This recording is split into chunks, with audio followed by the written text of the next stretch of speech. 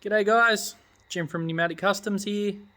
Tonight I'm just going to be working on one of my cars tonight and looking at making a notch for the rear end so I can airbag it at a later date. So this is it, it's the 77.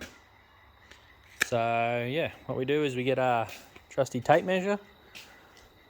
I use this one because it's got inches, so virtually if you can make the number smaller rather than, having, 125 and trying to work out, then get to 300 and blah, blah, blah, or whatever. It's just easier to just make the number smaller. So here we go. So what I do is I measure the distance from there to there. And that is, what we got here?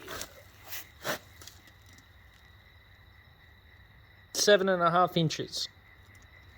Right, so then I come back here and then I go, all right, now we've got like the clearance between there. The diff has to come up, right?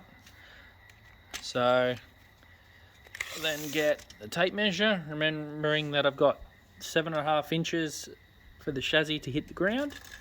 So I go, yep, 7.5 inches. So I've got to come up 1.25 inches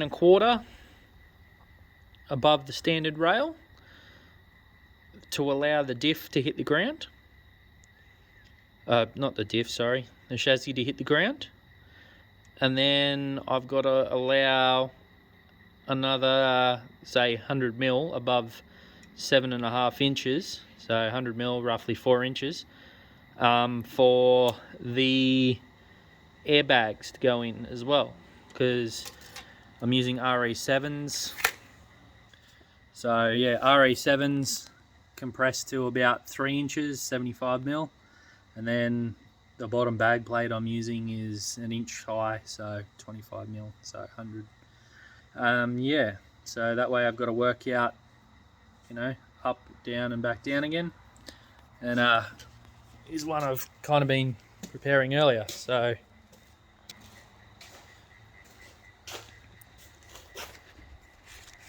here we go. So that there is the top of the chassis there. So there's the to 7.5, which means the diff will, the diff should just be under that. And then from there to there is the other 4 inches or 100 mil to allow for the airbag to be compressed inside there. And then yeah, I've just got to then take them down to the rail. And yeah, so that's how I'm doing the rear notch on this. I'm just making the square notch. Doesn't need no fancy freaking flow notch or anything like that. There's nothing wrong with the square notches.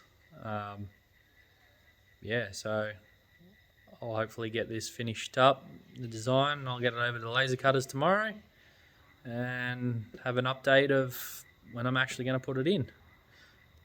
Cool. Stay tuned.